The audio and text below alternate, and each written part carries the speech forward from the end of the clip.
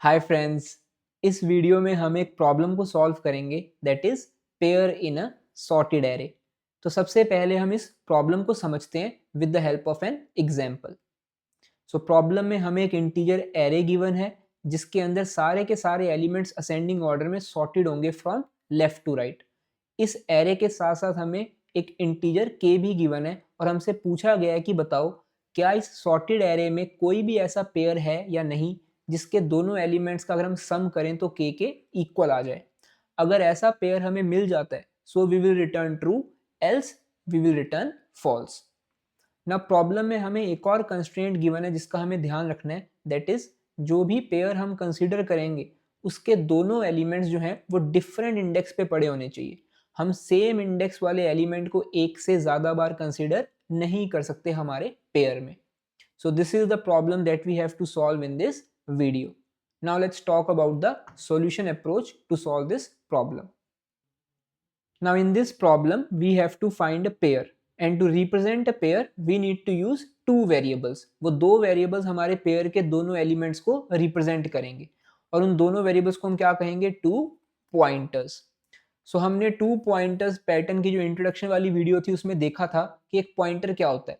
Pointer बस एक variable होता है जो किसी एलिमेंट के इंडेक्स या पोजीशन को रिप्रेजेंट करता है हमारे लीनियर डेटा स्ट्रक्चर में। और हमें इस प्रॉब्लम में क्योंकि पेयर को फाइंड करना है तो हमें ऐसे दो वेरिएबल चाहिए होंगे जिन्हें हम टू पॉइंटर से रिप्रेजेंट करेंगे। So clearly we can see that we can use two pointers technique to solve this problem.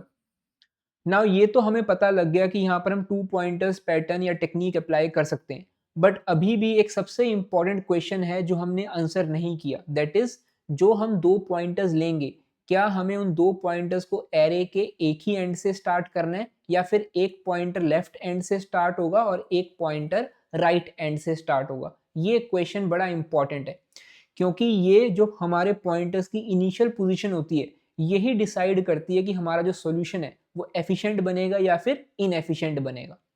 तो हम एक काम करते हैं, स्टार्टिंग में हम दोनों पॉइंटर्स को एरे के एक ही एंड पे रखते हैं और लॉजिक को बिल्ड करने का ट्राई करते हैं।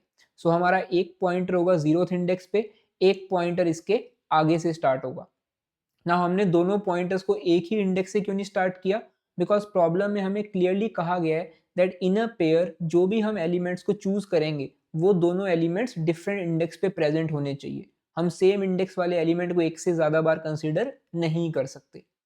अब हम इन दोनों एलिमेंट्स का सम फाइंड करते हैं और चेक करते हैं वो के इक्वल आता है या नहीं।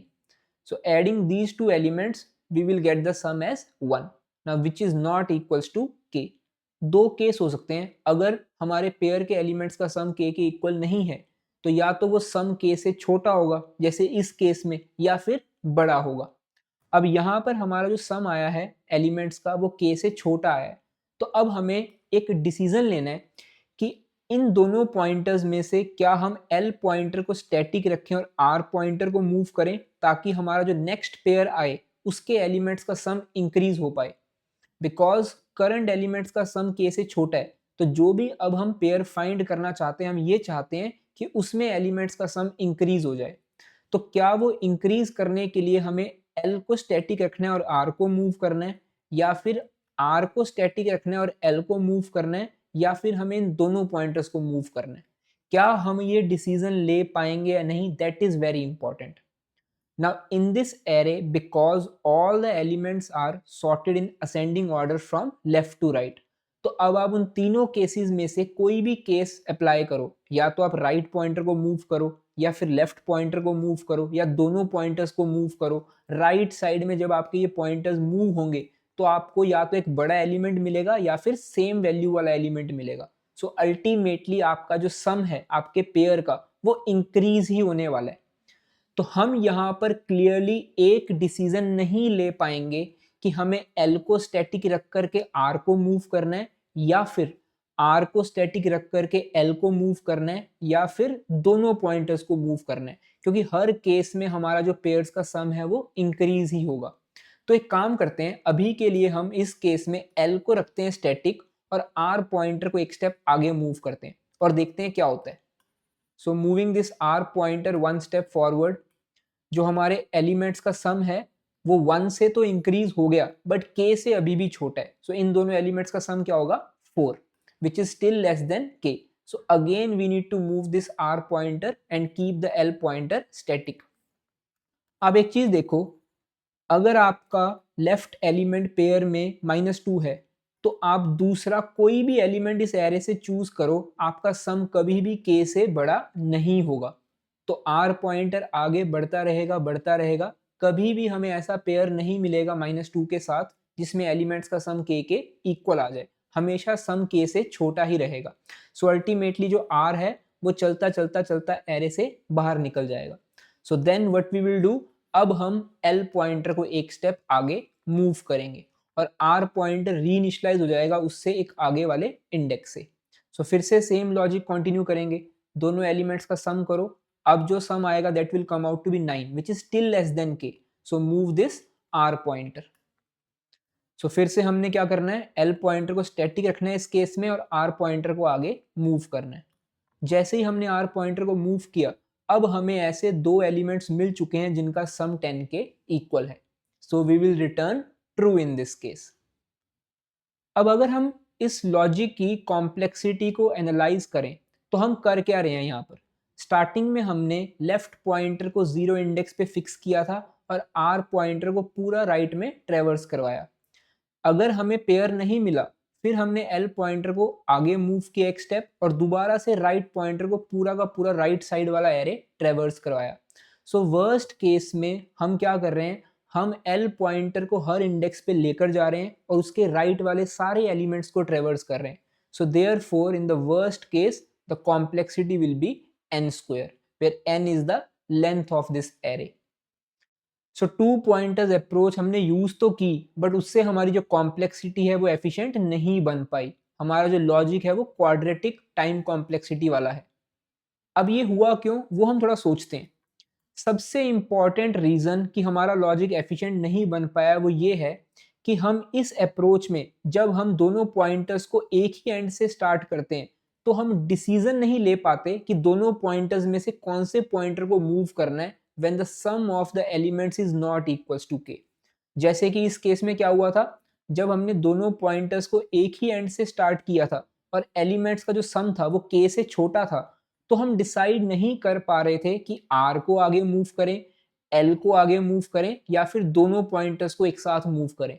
क्योंकि इन तीनों में से आप कोई भी केस अप्लाई करोगे, आपका जो नया पेयर आएगा उसके एलिमेंट्स का सम इंक्रीज ही होने वाला है.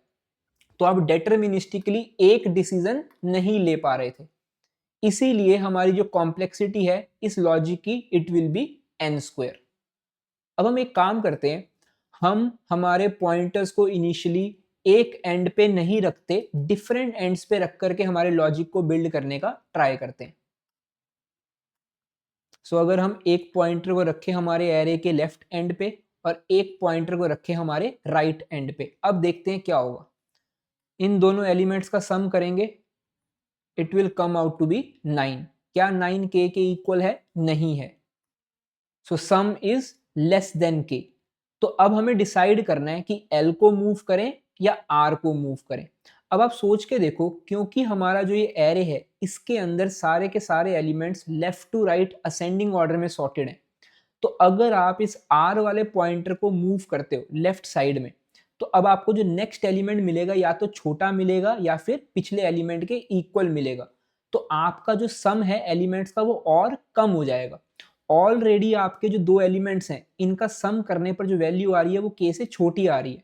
R को अगर आपने मूव कर दिया तो आपके जो नेक्स्ट पेयर होगा उसके एलिमेंट्स का सम और कम हो जाएगा. Right, that is not what we want. So इस केस में हम क्लियरली एक डिसीजन ले पा रहे हैं कि R को तो हमें मूव नहीं करना, तो हम क्या करेंगे, L को मूव करेंगे.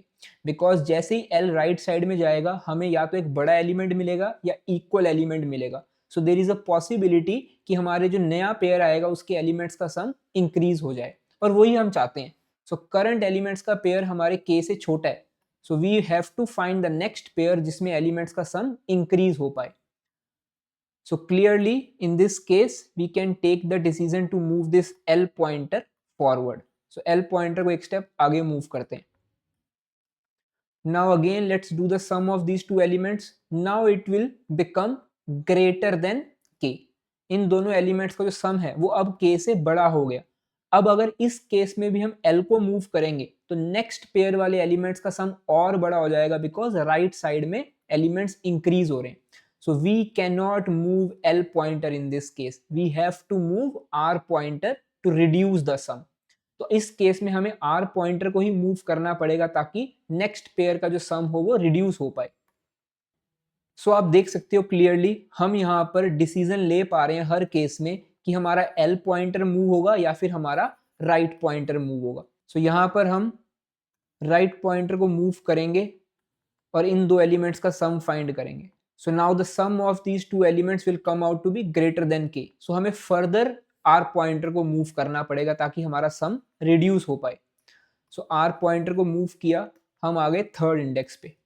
जैसे ही हम इस इंडेक्स पे आए, इन दोनों एलिमेंट्स का जो सम होगा now it will become equals to k. So we will return true in this case. So यहाँ पर हमारी जो लॉजिक की कॉम्प्लेक्सिटी है that is big O of n, linear. कभी भी हम सारे के सारे पेयर्स को चेक नहीं कर रहे. हम ये फैक्ट को यूज कर रहे हैं कि हमें जो एरे गिवन है वो असेंडिंग ऑर्डर में सॉर्टेड है और उसके बेसिस पे अगर हम हमारे पॉइंटर्स को एरे के दो एंड से स्टार्ट करते हैं सो हम क्लियरली डिसीजन ले पा रहे हैं हर स्टेप पे कि हमें एल को मूव करना है या फिर हमें आर को मूव करना है. Now let's look at the pseudo code for this same logic. So काफ़ी स्ट्रेट फॉरवर्ड सूडो कोड है. यहाँ पर आप देख सकते हो हमने क्या किया, हमने दो पॉइंटर्स लिए हमारे इस एरे पे. एक स्टार्ट होगा लेफ्ट एंड से, एक स्टार्ट होगा राइट एंड से. ये पॉइंटर्स तब तक चलते रहेंगे जब तक या तो ये मीट ना कर जाएं या फिर जब तक ये हमें एक ऐसा पेयर ना दे दें जिसका सम के इक्वल हो. सो हर बार हम क्या करेंगे, एल और आर वाले एलिमेंट का सम करेंगे. अगर तो वो के इक्वल आ जाता है so we will return true. Otherwise दो ही केसेस हो सकते हैं, या तो सम के से छोटा होगा या फिर के से बड़ा होगा. अगर सम के से छोटा है तो हम चाहते हैं ऐसा पेयर ढूंढना जिसका सम इंक्रीज हो जाए. So in that case we will move L pointer. अगर हमारे दोनों एलिमेंट्स का सम के से बड़ा है तो हम ये चाहेंगे कि हमारा जो सम है वो रिड्यूस हो जाए. So in that case we will move this R pointer. अब ये डिसीजन हम क्यों ले पा रहे हैं, एक तो हमने दोनों पॉइंटर्स को डिफरेंट एंड से स्टार्ट किया है और दूसरी सबसे इंपॉर्टेंट चीज, हमारे एरे के जो एलिमेंट्स हैं वो हमें असेंडिंग ऑर्डर में गिवन है. मतलब this array elements are sorted in the ascending order from left to right. So हम क्लियरली देख सकते हैं कि सिंगल लूप में लीनियर टाइम में हमारी ये प्रॉब्लम सॉल्व हो जाएगी without using any extra space. So हमने इस वीडियो की हेल्प से ये समझा कि सिर्फ टू पॉइंटर्स को यूज करने से हमारा जो लॉजिक है वो एफिशिएंट नहीं बनता. हमें ये भी पता होना चाहिए कि हमें किस टाइप से टू पॉइंटर्स को अप्लाई करना है. सो अगर आप यही प्रॉब्लम यूनिडायरेक्शनल टू पॉइंटर्स लगाकर सॉल्व करते, मतलब जिसमें आपके दोनों पॉइंटर्स एक ही एंड से स्टार्ट होते और एक ही डायरेक्शन में मूव करते, तब आपका जो लॉजिक बनेगा वो इनएफिशिएंट बनेगा, जो हम ऑलरेडी देख चुके हैं.